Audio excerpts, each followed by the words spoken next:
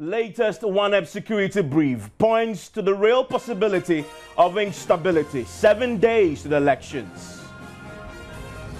And that we've been able to get as far as this issue is concerned is the Member of Parliament for Menchia constituency. He is currently at our offices and we are taking a caution statement from him, after which he will be released on bail for investigations to proceed. We cannot take a caution statement from you if we haven't arrested you, so technically that's what you say. We examine the report in the wake of the Kumasi violence 2 days after a peace pact by all political parties. This is Top Story with Evans Mensah.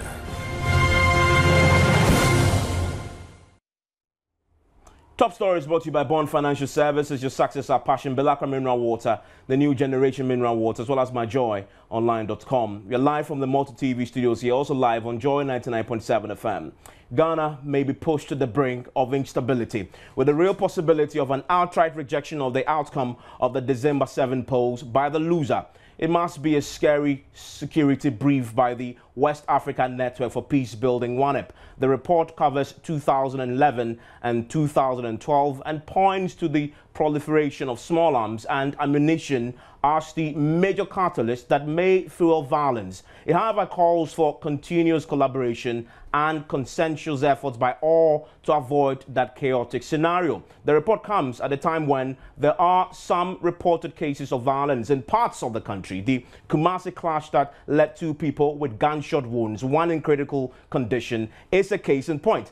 We are told the Ashanti Regional Police have arrested the MPP MP for Menchia, Dr. Matthew Poku-Prempeh, who was granted bail a while ago after interrogation. We will shortly go live to Kumasi for an update, but I will be joined in the studio also right now by my colleague, Parkway Cesare, with the details of this particular OneUp report. He will join us shortly here in the studio with the details of that report. He's been reading it as far as the details is concerned. We'll also be speaking to the OneUp Executive Director, Emmanuel Bombande. But before Parkway joins us, let me go live now to Kumasi and quickly update you on the situation as far as that clash is concerned and all that is happening there. Pretty fluid situation. Thank you very much, Ohim Interior, who is just joining me on the line right now. But just before we hear those details from Ohim Interior, I must tell you that the Ashanti Regional Police has been speaking to us as far as what they've done with the arrest is concerned. I want to take a listen to the Ashanti Regional Police PRO, ASP Mohammed Tanko, who spoke to Joy News earlier. The only person that we've been able to get as far as this issue is concerned is the Member of Parliament for Menchia constituency. He is currently at our offices and we are taking a caution statement from him, after which he will be released on bail for investigations to proceed. Is it right to put it that he has been arrested? Yeah, if you, we cannot take a caution statement from you if we haven't arrested you, so technically that's what you say.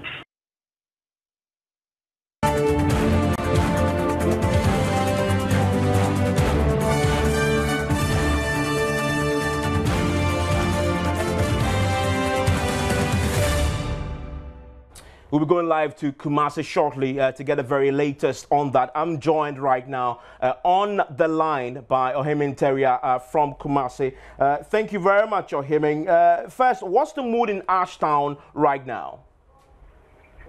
Yeah, Evans, I can tell you Ashtown is as peaceful as ever. Though people are going about their normal duties as if nothing is at stake at Ashtown. But if you speak to individuals, they talk about the fear that they are afraid of further reprisal attacks. But I must also say that the police administration, the regional police command, has done very well to dispatch police officers, some in plain clothes, to also provide security to residents of Ashanti Newtown Evans.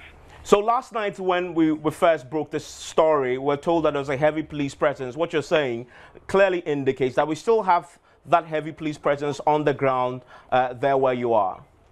Yes, that is the information. Even the regional police commander said in his press statement that the police will continue to man the area until they are convinced that indeed there is adequate security for residents of Ashtown.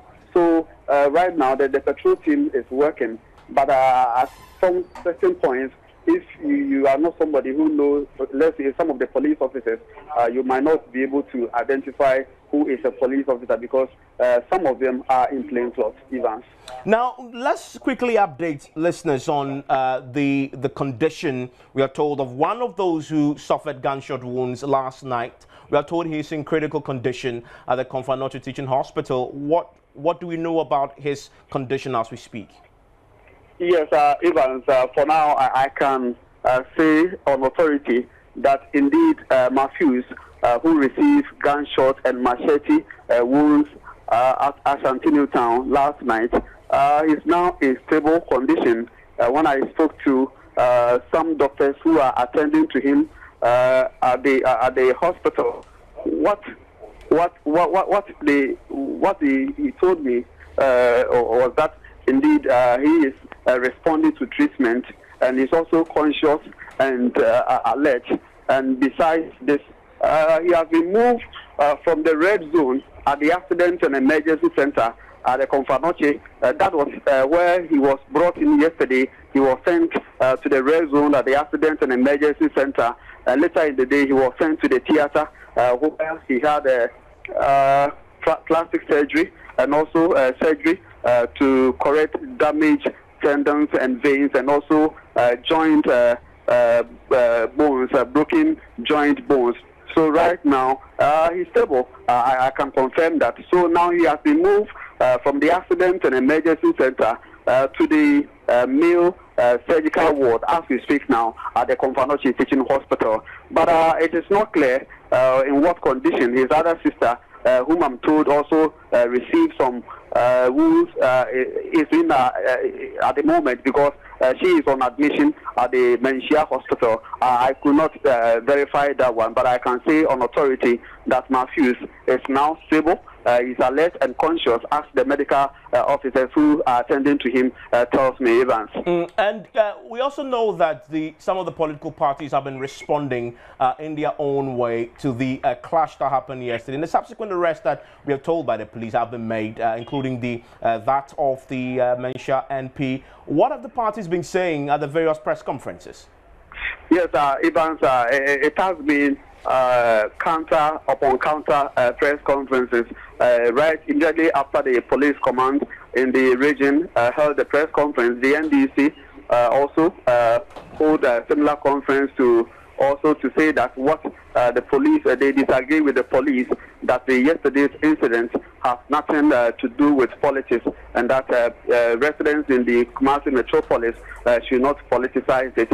And I can also say that the regional NDC chairman, Mr. Yaobimpe, led that press conference and invoked river deity on some MPP officials that he suspects that they have been pushing some supporters of the MPP to also attack NDC sympathizers in the region.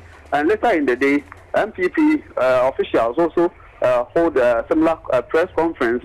This time around, it happened right inside the Ashtown, where they said that they believe that the president is not up to the task, and he's somebody who has been preaching peace, but when it comes to issues of peace, he does not subscribe to peace. So they believe that if the president says that he's a man of peace, then he should come out to condemn what is happening, because it's as if NDC supporters, what they do is to do something that will infuriate NPP sympathizers to also fire back. So that is exactly what the MPP tried to say in the press conference. But unfortunately, Dr. Matthew Poku-Prempeh was not available at the press conference. So that is what is happening right now, Evans. Thank you very much, Ohim Interior. Join us with that late update from Kumasi as far as developments they are concerned. I've been telling you about that report also issued by WANEP, basically pointing us in a certain direction that if we don't do certain things, and we'll be telling you what those things are, we are being pushed to the brink of some instability. I've been joined by my colleague in the studio right now, Parkway Cesare. He's been studying that document, that security brief issued by WANEP today. the report talks about the potential for some violence, some instability, and even some, how do they put it? Some of the contestants rejecting the results outright if they lose. What exactly did the report say? Well, essentially, Evans, this report that was issued by OneUp says Ghana's national early warning system from 2011 to date. Now, it says a number of human security threats have been identified, and these are the influx of Ivorian ex-combatants into the country and its tendency to increase the availability of arms in the hands of non-state actors. Now, increasing chieftaincy-related tensions, heightening of political intolerance, rising immoderate language on the airwaves, politically motivated youth violence, increasing tension between farmers and pastoralists, growing disgruntlement by coastal communities over the oil find, and pressure in some mining communities over the issue of galamsey, and etc. And they have this scenario where they talk about the possibility of this, if not managed properly, degenerating. Absolutely. It says that if effort is not intensified in this direction and everything is taken for granted, we may witness a campaign period which is characterized by a high amount of violence, with loss of lives and an atmosphere of allegations and counter-accusations, challenges to the independence and impartiality of the Electoral Commission, the security agencies, judiciary, and etc. Now, it's also got some recommendations to avert chaos before and during or after the elections. Now, it's calling on politicians and political parties to put a stop to belligerent language, which is language used to address political rallies and opponents on radio, is sometimes frightening. Now, political parties should educate their party faithfuls to be tolerant and civil in their utterances and discourse with their opponents. It also talks about respect for the political party's code of conduct. Now, political parties should adhere to the mutually agreed rules of the political game as enshrined in the 2012 Code of Conduct, and party supporters should also be educated on the Code of Conduct. And finally, there's a pledge of non-violence. Now, the presidential candidates of the political party should make a commitment to promote peace in their campaigns. And indeed, it's a bit of that what we saw at that peace party in Kumasi. But thank you very much, my colleague Pankwi Sisari, for updating us on that, the details of that report. I'm joined on the line right now by the Executive Director of OneUp. They issued this particular report. I'm grateful for your time here on Top Story. Now, your report warns us all about the real possibility of violence and instability. Is this Kumasi incident a manifestation of any of the things that we just touched on in your report? Hello, Evans. Good evening to you and your listeners. First of all, it's important to make an important clarification. What you alluded to are the scenarios that we have been able to point out based on the analysis of the data that we have accumulated over the year, which is different from saying that that is going to happen. So basically what we are saying is this: looking at the threats that are internal and evaluating even the threats that are sub-regional, we have painted two scenarios. The first scenario is the likely scenario in which our collective efforts would let us truly have a peaceful election, but it requires real hard work from all of us. But the other scenario is if we are complacent based on the threats that we have evaluated, there is a scenario in which it is possible to have electoral violence. And with this clarification, referring now to the Kumasi incident as you have framed it, these are precisely the type of responses to the scenarios that we have been alluding to. In other words, we are not just looking at the violence, but we are looking at the source of the instrument that is used in effecting that violence. From all the reports, we hear that there were gunshots, and these gunshots were from civilians. And so it then directly resonates with our alert that because of the proliferation of small arms and light weapons, and that these weapons are in civilian hands, you could have a situation in which people who are intolerant begin to use them, and that now could create widespread violence. And that is why we must be very alert in responding to these. So I would agree that the Kumasi incident basically are the type of scenarios that we have pointed to that we must all work to prevent. And briefly, you talk about working to prevent. With what is happening in Kumasi right now and those that were reported in Chebi and Efutu last week, what do we need to do now to move back from that brink, if indeed we are at that brink at this moment? There are two basic levels of intervention that are mutually influential. there is the first level in which you are talking about enforcing law and order, and that is in the ambit of the police as they enforce the law based on their constitutional mandate.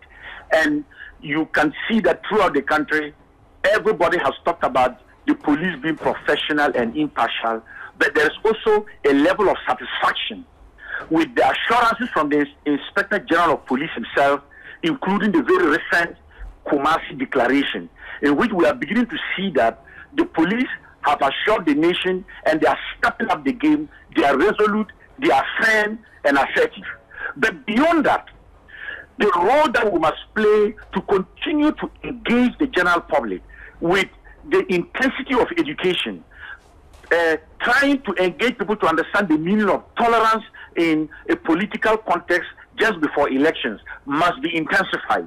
And this must be you, the media, civil society, religious leaders, all of us, with the commitment of our leaders in Kumasi to ensure that everybody is playing a role so that elections are truly peaceful. And let me quickly underscore that the whole and overall objective is that we have the capacity to prevent electoral violence. We think that we are doing well, but we should not be complacent. Let's continue to join efforts to ensure that the elections are peaceful. Thank you very much, sir, for your time. That's Emmanuel Bombani, Executive Director of WANEP. That's it for Top Story tonight. My name is Evans Mensah. I want to join us again in 15 minutes on Newsnight as we explore the other angles to this happening and fluid incident in Kumasi. We'll bring you all the angles and the very latest from there. But starting right now is Reporter's Angle.